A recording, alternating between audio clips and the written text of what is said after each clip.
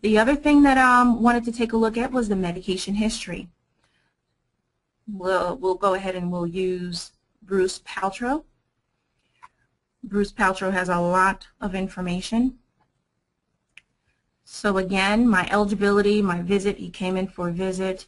My eligibility check has been done because I did that prior to us starting, but I'll show you that tab.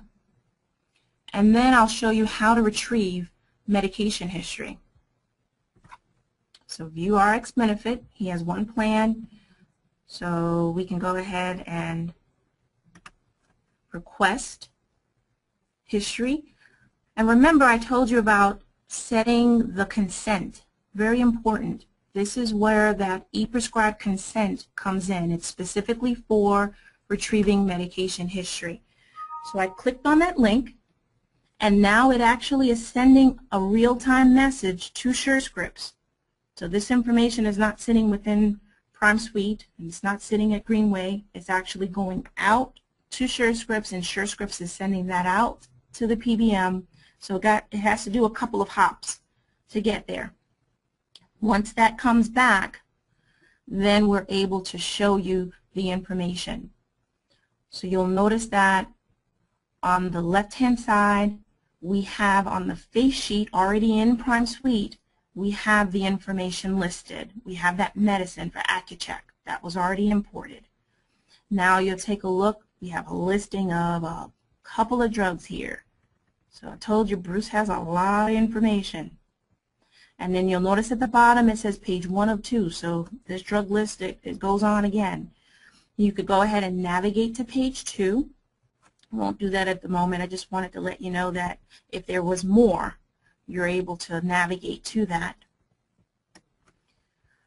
And what you can do, if you want to import that medicine, let's just do these two, into Prime Suite, you would just put a check, and you'll notice that it puts a green check next to it.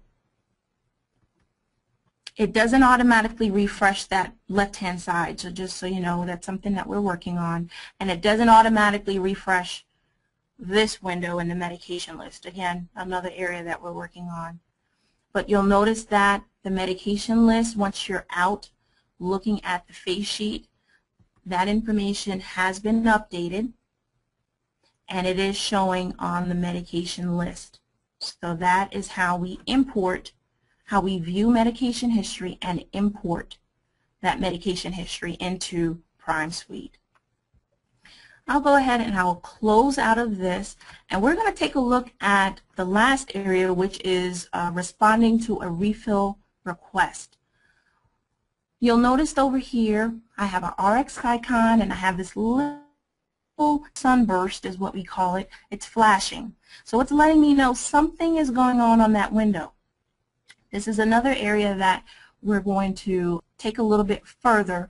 We want to add what we call a widget on the main desktop screen. So for those that have customized their desktops to maybe look at appointments, we want to go ahead in the future and add another option to view refills on the desktop. But for now, in order for you to see your refills, you would have to click on this icon, and you'll notice that when I hovered my mouse, it gave me a quick snapshot to say I have 4 renewal requests that are pending and 2 errors that are sitting out there. So here are my refills that are pending for me to respond to. One thing that I wanted to point out is that you can customize this window in regards to what you're seeing. So if you're looking for a specific patient, a specific service location, a specific doctor, and status really is it's referring to these right here. Usually I would just leave that to all. But if I only wanted to look at Sharon Brown in this instance, I can go here and change that to Sharon Brown, which I did, because I have a couple of other test providers that have information. So this window would have gotten much longer, and we would have many more pages. So I wanted to keep it simple.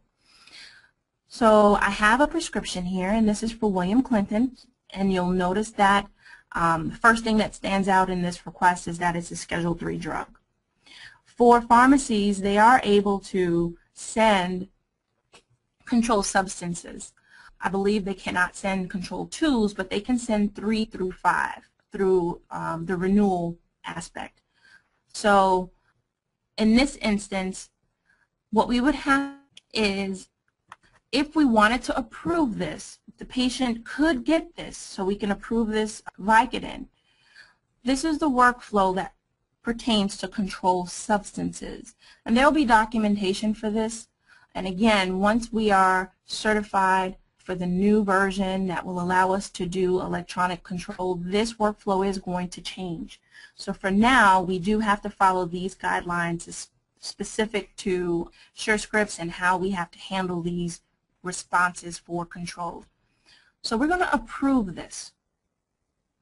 You'll notice automatically that I have a note that showed up in the field that says refill response, controlled substance, will be faxed to your pharmacy. I know it's cut off, but we actually changed this in the newer release so that you're able to see this in its entirety.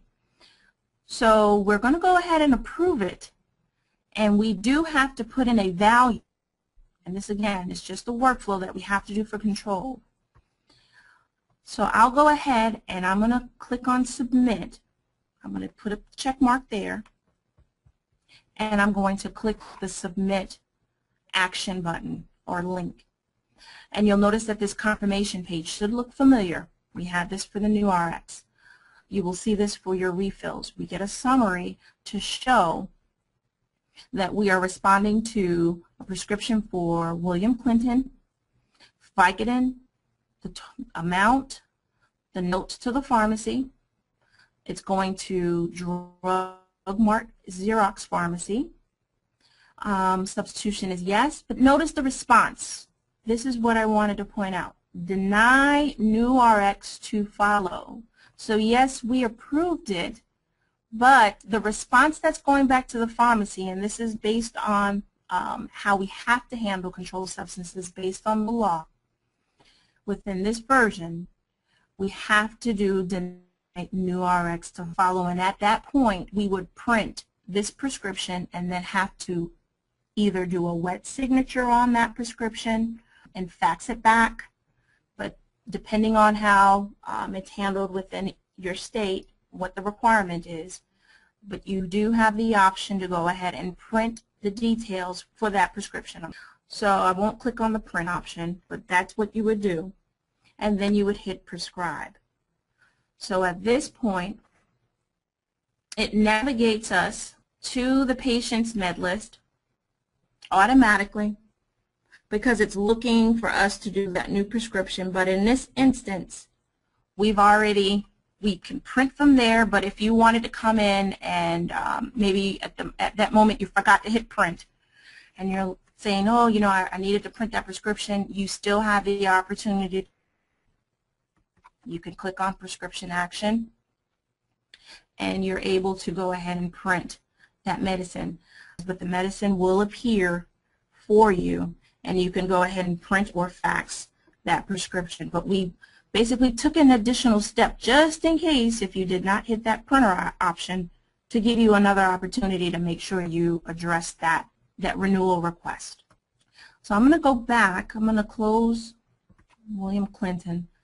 And I'll go back and I'll look at a medicine that's not controlled, just a regular medicine.